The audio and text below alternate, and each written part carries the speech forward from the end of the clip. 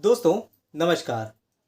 वैसे तो आप मुझे कैमरे के पीछे देखते थे। अभी आने वाले टाइम पे बहुत से ऐसे वीडियोस हैं जो आपको ऐसे ही देखने को मिलेंगे। मार्केट की सिचुएशन देखें तो फ्राइडे को तो काफ़ी अच्छी रिकवरी देखने को मिली थी, लगभग 2% से ज़्यादा की तेजी थी। और आज के दिन में महाराष्ट्र के इलेक्शन के जो रिजल्ट आए हैं उसको देखकर ये अनुमान लगाया जा रहा है कि आने वाले टाइम पे या मंडे की बात कर लें तो काफ़ी अच्छी तेजी देखने को मिल सकती है। लेकिन उसके साथ में कुछ इंपॉर्टेंट पॉइंट्स हैं जिनको हमें बिल्कुल भी अवॉइड नहीं करना चाहिए। इवन अगर आप देखोगे ना तो हम सबसे ज़्यादा डिपेंडेंट किस में हैं? क्रूड ऑयल पे। क्रूड ऑयल हम सबसे ज़्यादा इंपोर्ट करते हैं। क्रूड ऑयल के जब प्राइस बढ़ते हैं तो मार्केट में कहीं ना कहीं प्रेशर बनता हुआ दिख सकता है। अगर अभी के टाइम पे क्रूड ऑयल का प्राइस अगर आप देखोगे तो ये हमें 75 के ऊपर जाते हुए दिख रहा है। अगर हम ब्रेंट क्रूड की बात करें तो इवन WTI क्रूड की बात करें वो भी 71 के एबव ही जाता हुआ दिख रहा है।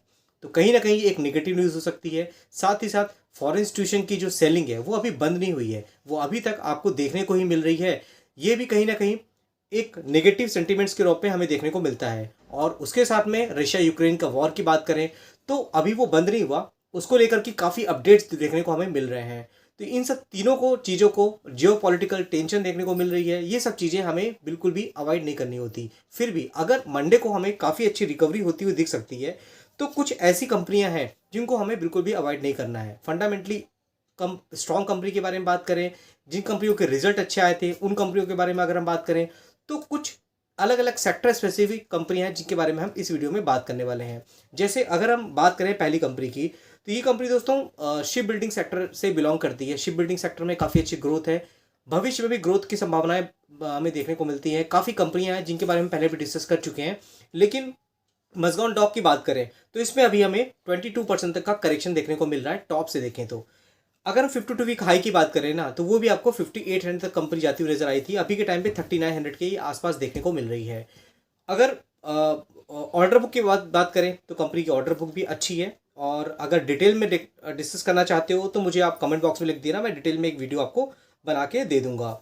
उसके बाद दोस्तों एक और सेक्टर है, वो है दोस्तों रेलवे इंफ्रास्ट्रक्चर।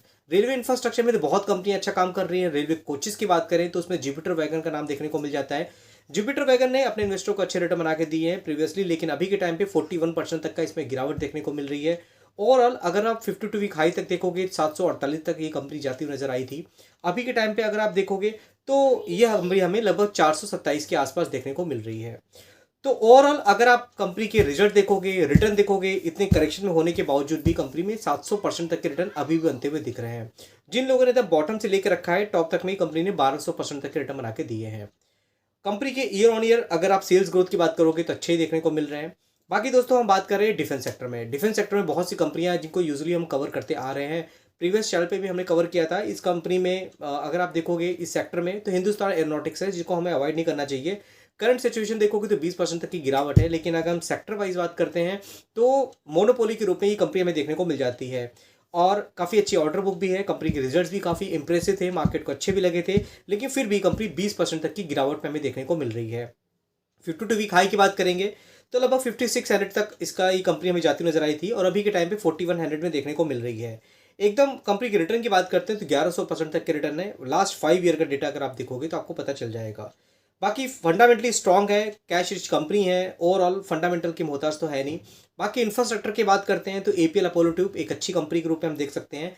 बहुत ज़्यादा करेक्शन देखने को नहीं मिल रहा है और अगर आप देखोगे 17% तक की गिरावट है, अच्छे ग्रुप से बिलोंग करती है। अगर हम 52 वीक हाई की बात करें 1700 के प्राइस तक कंपनी जाती नजर आई थी, अभी के टाइम पे 1400 के प्राइस में है। करेक्शन 17% का मैंने आपको बताया। मार्केट में निगेटिव सेंटीमेंट्स आते हैं, बहुत सी कंपनियां होती हैं इसमें भारी करेक्शन देखने को मिल जाता है, लेकिन ये कंपनी कहीं ना कहीं स्ट्रांग है। इंफ्रास्ट्रक्चर में तेजी है, अलग अलग इंडस्ट्री में इसके प्रोडक्ट का यूज़ होता हुआ दिख जाता है। फिर दोस्तों इंफ्रास्ट्रक्चर में ही बात कर रहे हैं अगर, तो आपको पता है कि रेलवे इंफ्रास्ट्रक्चर की बात है। अगर हम NHI की बात करें, हाईवेज बन रहे हैं, एक्सप्रेस वे बन रहे हैं, तो हर एक जगह पे एक ऐसी कंपनी है जो ऑलराउंडर के रूप में देखने मिलती है। बड़े बड़े दिग्गज प्लेयर हैं जो इनके क्लाइंट हैं, आर्मी जैसी कंपनियां हैं, NHI की बात करोगे और बहुत से प्लेयर हैं।